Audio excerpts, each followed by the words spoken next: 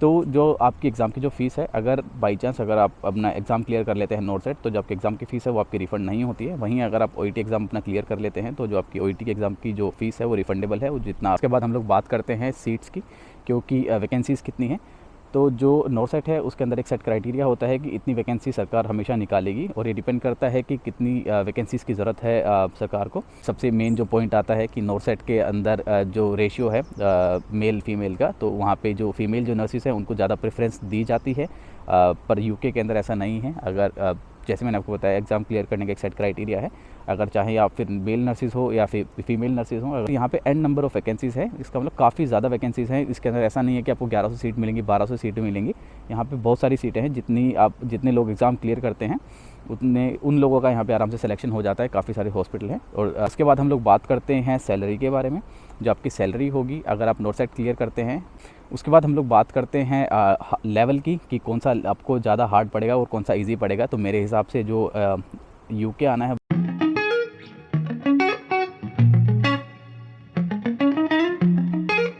Hello, हाँ जी, नमस्कार। मेरा नाम संदीप चौहान, आप देख रहे हैं चौहान यूके वाइब्स। तो इस वाली वीडियो के अंदर हम लोग डिस्कस करेंगे नॉर्थ सेट और यूके आने के प्रोसेस को। दोनों को हम लोग कंपेयर करेंगे। कि दोनों की फ़ीस कितनी है, दोनों के अंदर जो लेवल है दोनों एग्ज़ाम्स का, जो यूके आने के लिए हमको जो भी एग्ज़ाम देने पड़ते हैं, और जो नॉर्थ सेट है उसके अंदर जो लेवल है एग्ज़ाम का, कि कौन सा हार्ड है कौन सा ईजी है। उसके अंदर काफ़ी सारी चीज़ें हम लोग डिस्कस करेंगे। तो ये वीडियो काफ़ी इंपॉर्टेंट होने वाला है, तो आप वीडियो को लास्ट तक देखना। और ये जो वीडियो है ये मैंने ऑन डिमांड बनाया है, क्योंकि जो मैंने लास्ट वाला वीडियो डाला था जिसके अंदर मैंने ओईटी के बारे में बताया था, उसका काफ़ी अच्छा रिस्पॉन्स था आप लोगों का।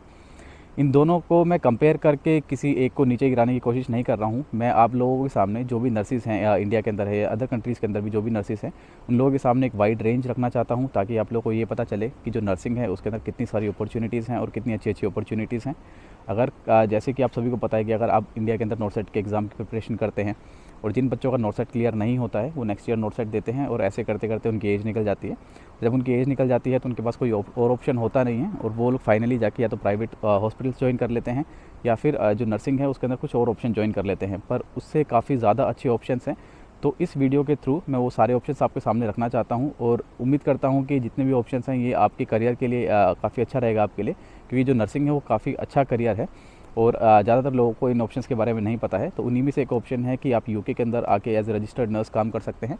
तो इसलिए हम लोग इस वीडियो के अंदर ये कंपैरिजन कर रहे हैं। इसका कंपैरिजन वैसे बनता नहीं है, पर फिर भी आप लोगों की नॉलेज के लिए और आपके लिए एक तरीके से एक करियर चूज़ करने के लिए ही मैं ये वाला वीडियो बना रहा हूँ। इसके अंदर मैं इनको कंपेयर कर रहा हूँ। तो चलिए इस वीडियो को हम लोग शुरू करते हैं। सबसे पहले हम लोग बात करते हैं नॉर्थ सेट के बारे में। जो नॉर्थ सेट है वो एक नर्सिंग ऑफिसर का एक कॉमन एग्जाम है, एलिजिबिलिटी एग्जाम है, जिसको आप क्लियर करते हैं तो आप एम्स के अंदर काम कर सकते हैं इंडिया के अंदर। वैसे ही अगर आप किसी और कंट्री से अगर आप वीडियो देख रहे हैं, तो अगर आपको अपनी गवर्नमेंट के अंदर काम करना है तो आपके लिए एक अलग एग्ज़ाम होते होंगे, जिसके अंदर आप अगर वो एग्ज़ाम क्लियर करते हैं तो आप अपनी गवर्नमेंट के अंदर काम कर सकते हैं वहाँ पे, राइट। जो एग्ज़ाम का जो लेवल होता है, तो इसके अंदर आपकी जो नर्सिंग की जो नॉलेज है वो काफ़ी ज़्यादा अच्छी होनी चाहिए। इसके अंदर आपको काफ़ी सारी बुक पढ़नी पड़ती हैं, जैसे कि अगर आप नॉर्थ सेट की तैयारी करते हैं तो आपको जैसे पीआर यादव पढ़नी है, टारगेट हाई पढ़नी है, मोस्बी पढ़नी है, सॉन्डर्स पढ़नी है, और काफ़ी सारी किताबें होती हैं। तो आपके पास एक वाइड रेंज ऑफ नॉलेज होनी चाहिए नर्सिंग के अंदर। और मैं वाइड रेंज ऑफ नॉलेज की बात कर रहा हूँ, तो आपके पास क्लिनिकल नॉलेज भी होनी चाहिए, आपके पास आप क्लिनिकल जजमेंट ले सकें, आपके पास थ्योरेटिकल नॉलेज भी होनी चाहिए। और खाली ऐसा ही नहीं है कि आपके पास थोड़ी मोड़ी नॉलेज होगी तो आपका ये एग्ज़ाम क्लियर हो जाएगा, क्योंकि जो एग्ज़ाम का जो कॉम्पिटिशन है वो काफ़ी ज़्यादा है, आप सभी को पता है इंडिया के अंदर। और जो लेवल है एग्ज़ाम का वो और मुश्किल होता जा रहा है, क्योंकि आप सभी को पता है कि कितनी सारी नर्सेज़ अभी इंडिया के अंदर पास आउट होती हैं। जितनी ज़्यादा नर्सेज़ पास आउट होती हैं, उतना ही एग्ज़ाम का जो लेवल है उतना ही मुश्किल होता जाता है। एग्ज़ाम का लेवल आगे से मुश्किल हो या ना हो, पर जो कट ऑफ है वो हमेशा ऊपर जाती है, क्योंकि आप सभी को पता है जो भी फ्रेश जो नर्सेज़ हैं वो पास आउट होती हैं, उनके पास एक फ्रेश नॉलेज होती है। और काफ़ी सारे लोग ऐसे भी हैं जो 2-2, 3-3 साल से प्रिपरेशन कर रहे हैं, और जब वो प्रिपरेशन करते हैं तो उनके पास काफ़ी अच्छी नॉलेज होती है, और जब वो एग्ज़ाम देते हैं तो जो कट ऑफ का जो लेवल है वो काफ़ी ऊपर चला जाता है। वहीं अगर हम लोग बात करते हैं, अगर आपको यूके आना है तो यूके आने के लिए आपको टोटल मिला के 3 एग्ज़ाम देने पड़ते हैं। सबसे पहला जो आपका एग्ज़ाम होता है वो आपका ओईटी होता है, ऑक्यूपेशनल इंग्लिश टेस्ट। दूसरा आपका जो एग्ज़ाम होता है वो सीबीटी होता है। तीसरा आपका ओस्के एग्ज़ाम होता है, जो कि आपका यूके आने के बाद होता है। जो आपका ओईटी एग्ज़ाम होता है उसके अंदर अगर आपकी थोड़ी बहुत भी इंग्लिश अच्छी है तो आप उस एग्ज़ाम को क्लियर कर सकते हैं। वो इतना हार्ड एग्ज़ाम नहीं है। अगर आप मेरा लास्ट वाला वीडियो अगर आप जाके देखते हैं तो आपको पता चलेगा कि ओईटी एग्ज़ाम क्या है, और उसको आप किस तरीके से आराम से आप क्लियर कर सकते हैं। जैसे मैंने आपको बताया कि जो मेरा बैकग्राउंड है वो भी ऐसा नहीं था कि मेरी प्राइमरी लैंग्वेज इंग्लिश है, पर मैंने मेरा एग्ज़ाम क्लियर किया। तो जो ओईटी एग्ज़ाम है उसके अंदर आपके पास अगर नर्सिंग की नॉलेज नहीं भी है तो भी आप उस एग्ज़ाम को आराम से क्लियर कर सकते हैं, अगर आपके पास थोड़ी बहुत इंग्लिश की नॉलेज है तो। इसके अंदर टोटल 4 सब टेस्ट होते हैं, reading, listening, speaking and writing. जिसके ऊपर अगर आपका थोड़ा भी कमांड है, तो अगर आपकी प्रिपरेशन है 3 से 4 महीने की, तो इस एग्ज़ाम को आराम से आप क्लियर कर सकते हैं। दूसरा जो एग्ज़ाम आता है CBT। CBT के अंदर 2 पार्ट होता है इस एग्ज़ाम का। एक होता है न्यूमेरिकल, जो कि न्यूमरेसी होता है। इसके अंदर जो ड्रग कैलकुलेशन, जो कि हम लोगों को नॉर्मल नर्सिंग क्लासेस के अंदर जो चीज़ें बताई जाती हैं वो होती है, जिसके अंदर अगर आप ड्रग कैलकुलेशन करना जानते हैं, जो कि आप सभी को पता है काफ़ी ईजी है, अगर आप ये जानते हैं तो आपका जो पार्ट ए है वो आराम से क्लियर हो जाएगा। तो दूसरा आता है वो आता है आपका क्लिनिकल के अंदर अगर आपका फंडामेंटल क्लियर है, अगर आपने फंडामेंटल सही से पढ़ी है अपनी नर्सिंग के अंदर, और अगर आपको पता है कि आप पेशेंट के साथ कैसे डील करते हैं, तो जो आपका ये सेकंड पार्ट है ये भी आराम से क्लियर हो जाएगा। अगर मैं प्रिपरेशन की बात करूं, वहीं नॉर्सेट के अंदर आपके पास मिनिमम 6 महीने की आपके पास प्रिपरेशन होनी चाहिए। 6 महीने के बाद भी आपकी कोई श्योरिटी नहीं होती है कि आप एग्ज़ाम क्लियर करेंगे या नहीं करेंगे। वहीं अगर मैं CBT की बात करता हूँ, तो लोग 1 हफ्ते की प्रिपरेशन में भी CBT को क्लियर करते हैं, और जो CBT की जो पासिंग रेट है वो 97% है। तो जितने बच्चे बैठते हैं, अगर मानो 100 बच्चे बैठते हैं एग्ज़ाम देने के लिए CBT का, तो उसमें 97 बच्चे पास होते हैं, क्योंकि जो लेवल है एग्ज़ाम का वो इतना मुश्किल नहीं है। दूसरी हम लोग बात करते हैं फ़ीस के बारे में, जो आपकी एग्ज़ाम फ़ीस है उसके बारे में। तो जो आपकी एग्ज़ाम फ़ीस है नॉर्सेट की, वो 3000 से वेरी करती है, 2400 भी आपकी हो सकती है। वो डिपेंड करता है आपके रिजर्वेशन के ऊपर कि आपका कोई रिजर्वेशन लगता है तो आपकी जो फ़ीस है वो कम लगेगी। अगर आप जनरल कैटेगरी में हैं तो आपकी जो फ़ीस है वो आपकी 3000 लगेगी। वहीं अगर हम लोग OET की बात करते हैं, तो OET के अंदर ना ही पासिंग मार्क्स के अंदर कोई रिजर्वेशन है, ना ही फ़ीस के अंदर कोई रिजर्वेशन है। सभी के लिए वो इक्वल एग्ज़ाम है, तो उसके अंदर जो आपका रिजर्वेशन है वो वहाँ पे नहीं लगता है। तो आपकी जो एग्ज़ाम की जो फ़ीस है वो 30 to 35,000 वेरी करती है। वो डिपेंड करता है इंडियन करेंसी का रेट क्या चलता है as compared to Australian dollar, तो उसके ऊपर डिपेंड करता है वो। तो जो आपकी एग्ज़ाम की जो फ़ीस है, अगर बाई चांस अगर आप अपना एग्ज़ाम क्लियर कर लेते हैं नॉर्सेट, तो जो आपकी एग्ज़ाम की फ़ीस है वो आपकी रिफ़ंड नहीं होती है। वहीं अगर आप OET एग्ज़ाम अपना क्लियर कर लेते हैं, तो जो आपकी OET के एग्ज़ाम की जो फ़ीस है वो रिफ़ंडेबल है। वो जितना आपने पैसा भरा है अपने OET एग्ज़ाम के लिए, वो आपकी जो फ़ीस है वो आपकी रिफ़ंड हो जाती है। दूसरी हम लोग बात करते हैं कट ऑफ के बारे में। तो जैसे कि मैंने आप लोगों को बताया है कि जो नॉर्सेट की जो कट ऑफ है वो डिपेंड करती है कि कितने बच्चे उसमें अपेयर करते हैं, और जितने बच्चे जो अपेयर करते हैं उसमें इंटेलिजेंट बच्चे कितने हैं, राइट। अगर इंटेलिजेंट बच्चे हैं जो एग्ज़ाम दे रहे हैं, मानो अगर हम लोग 1000 सीट्स के ऊपर अगर हम लोग एग्ज़ाम दे रहे हैं, और जो बच्चे हैं जो एग्ज़ाम देने वाले हैं उनके पास 5 से 6 साल की प्रिपरेशन है, काफ़ी अच्छी प्रिपरेशन है, या फिर वो बच्चे हैं जो इंटेलिजेंट हैं और वो एग्ज़ाम दे रहे हैं, तो जो कट ऑफ है वो काफ़ी हाई जाएगी। और कट ऑफ डिपेंड करती है, जैसे मैंने आपको बताया, रिजर्वेशन के ऊपर कि आप किस रिजर्वेशन कैटेगरी के अंदर आते हैं, जनरल में आते हैं, ST में आते हैं, SC में आते हैं, और बाकी सारी जो भी कैटेगरीज है उसके ऊपर डिपेंड करता है। वहीं जो OET है इसके अंदर कोई कट ऑफ नहीं होता है, इसके अंदर एक सेट क्राइटेरिया होता है, एक लाइन होती है। अगर आप उस लाइन को क्रॉस कर जाते हैं तो आपका जो एग्ज़ाम है वो आपका क्लियर हो जाता है, और वो जो लाइन है वो आपको पता है। अगर आप OET की बात करते हैं तो OET के अंदर, और IELTS के अंदर भी हम लोग बात करते हैं, OET के अंदर अगर आपका रीडिंग, लिसनिंग, स्पीकिंग के अंदर अगर आपका B आता है, और राइटिंग के अंदर अगर आपका C+ आता है, तो आप क्लियर कर जाते हैं एग्ज़ाम को। ऐसा नहीं है कि हर एग्ज़ाम, जब भी आप एग्ज़ाम देने जा रहे हैं तो उसके अंदर कोई कट ऑफ आएगी, या फिर आपका जो मार्क्स है, जो पासिंग मार्क्स है वो चेंज होंगे। नहीं, आपके जो पासिंग मार्क्स है वो हमेशा वहाँ पे सेम ही रहते हैं OET के अंदर और IELTS के अंदर। और पहली बात, OET और IELTS के अंदर कोई पासिंग मार्क्स नहीं होते हैं, उसके अंदर एक सेट क्राइटेरिया होता है कि अगर आपने वो एग्ज़ाम क्लियर किया तो आप UK आ सकते हैं या नहीं आ सकते हैं, ठीक है। इसके अंदर कोई पास या फेल नहीं होता है, इसके अंदर ये होता है कि आपकी इंग्लिश का आपका ग्रेड दिया जाता है, राइट। वहीं अगर हम लोग बात करते हैं CBT के बारे में, तो CBT के अंदर 97% आपका पार्ट A के अंदर चाहिए। मतलब आपके जो क्वेश्चंस होते हैं उसके अंदर 15 क्वेश्चंस होते हैं न्यूमेरिकल, उसके अंदर से आपको 13 क्वेश्चंस आपको क्लियर करने हैं। अगर आपके 13 क्वेश्चन क्लियर हो जाते हैं, जो कि काफ़ी ईजी हैं, तो आप अपना पार्ट A क्लियर करते हैं। वहीं अगर हम लोग बात करते हैं पार्ट B के बारे में, तो उसके अंदर आपको 60 to 70% आपकी पासिंग मार्क्स हैं। अगर आपने वो स्कोर कर लिए तो आपका जो एग्ज़ाम है वो आराम से वहाँ पर क्लियर हो जाएगा, ठीक है। और जैसे मैंने आपको नॉर्सेट का बताया, तो नॉर्सेट का डिपेंड करता है जितनी बार आप एग्ज़ाम देते हैं कि जो कट ऑफ है वो कितनी जाती है। अगर आपने कट ऑफ में क्लियर नहीं किया, अगर आप विद इन कट ऑफ नहीं आए हैं, तो आपका जो एग्ज़ाम वो क्लियर नहीं होगा और आपको दोबारा एग्ज़ाम देना पड़ेगा। उसके बाद हम लोग बात करते हैं सीट्स की, क्योंकि वैकेंसीज़ कितनी हैं। तो जो नॉर्सेट है उसके अंदर एक सेट क्राइटेरिया होता है कि इतनी वैकेंसी सरकार हमेशा निकालेगी, और ये डिपेंड करता है कि कितनी वैकेंसीज़ की ज़रूरत है सरकार को। तो उन वैकेंसीज़ के ऊपर ही जो फ़ाइट है आप लोगों की, जो एग्ज़ाम की जो फ़ाइट है वो वहाँ पे होती है। अगर मानो एक एग्ज़ाम्पल लेके देखते हैं, अगर 1000 सीट है तो जो रिक्रूटमेंट होगा वो 1000 सीट के ऊपर ही होगा। उसके अंदर ऐसा नहीं है कि आपको वहाँ पे अगर किसी के अच्छे मार्क्स आए तो वहाँ पे किसी के अच्छे मार्क्स आए तो वहाँ पे 1200 नर्सिस को रिक्रूट कर लिया गया है, ऐसा नहीं है। अगर आप 1000 सीट है, चाहे आपके कितने ही अच्छे मार्क्स आए हों, अगर आप कट ऑफ क्लियर नहीं कर पाते हैं तो आपका सिलेक्शन वहाँ पे नहीं होगा। आपको जो आपका एग्ज़ाम है वो नेक्स्ट ईयर ही देना पड़ेगा, और आपको नेक्स्ट ईयर ही सिलेक्शन लेना पड़ेगा, उसमें भी आपकी कोई कन्फर्मेशन नहीं है। वहीं अगर हम लोग बात करते हैं OET की, OET के अंदर कोई ऐसा फिक्स सीट नहीं है, जैसे मैंने आपको बताया है। चाहे आप OET की ले लें, चाहे आप CBT की ले लें, आप OSCE की ले लें, जो भी एग्ज़ाम्स के बारे में, एक तरीके से मैं UK की ही बात कर रहा हूँ।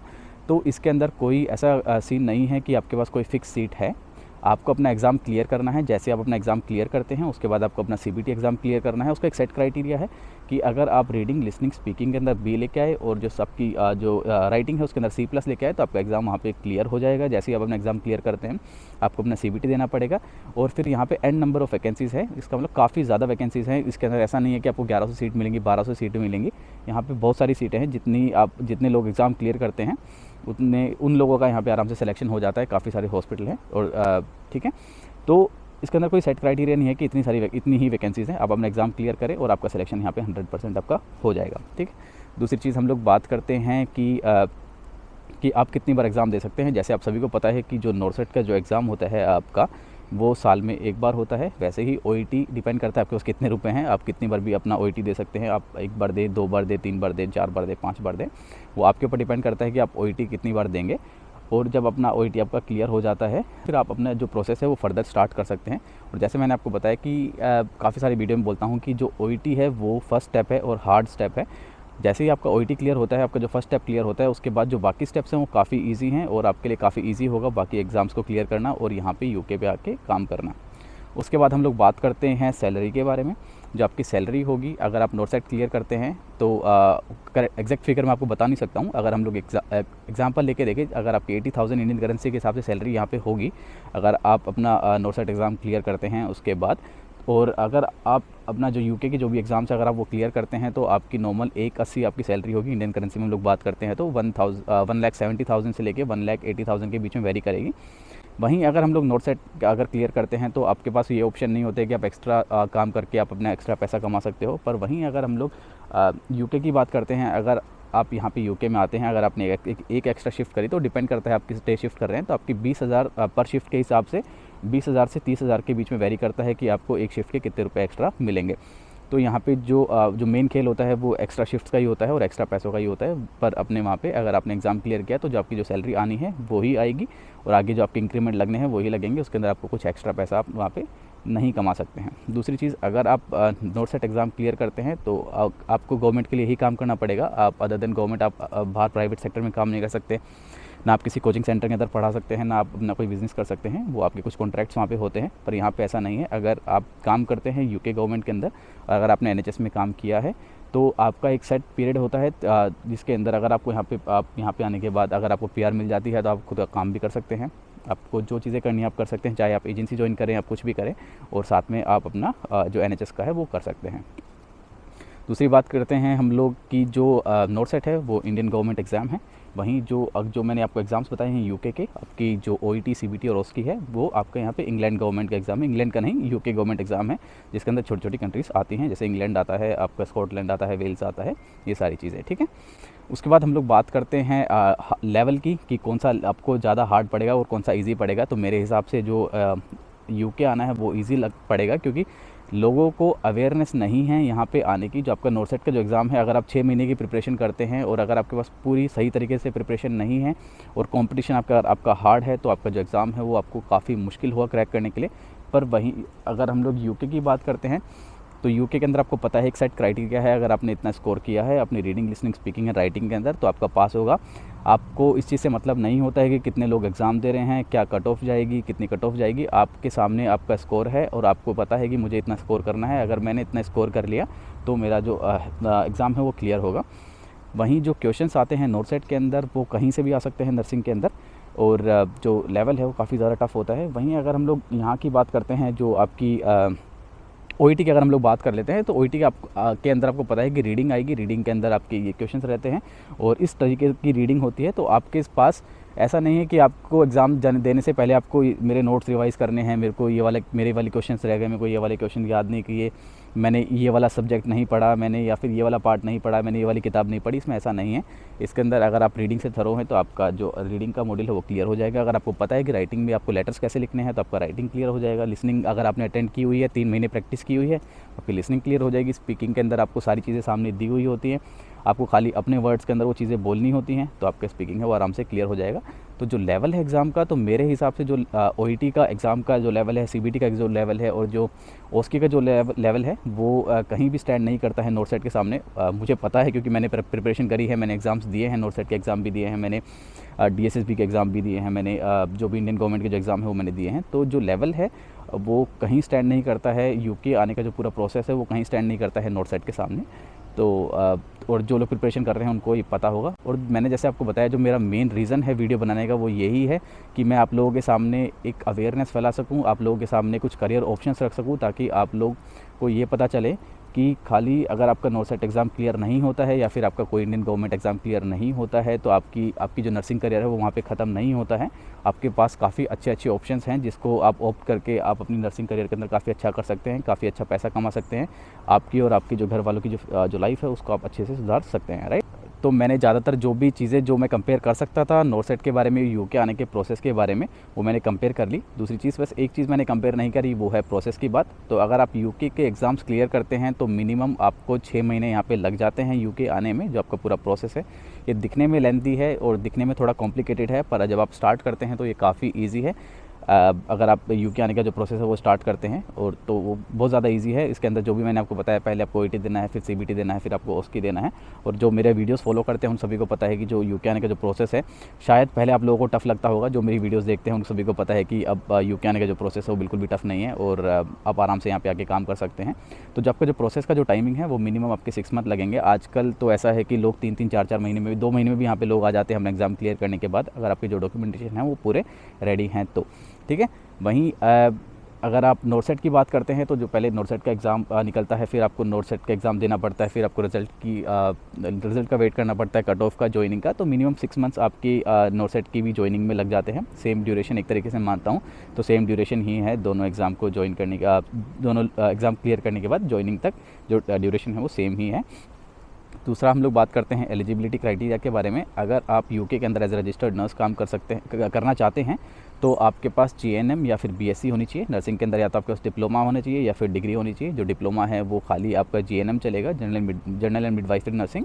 वहीं अगर आप नॉर्थ की बात करते हैं तो नॉर्थ के अंदर भी आपके पास या तो GNM होनी चाहिए या फिर आपके पास BSc होनी चाहिए।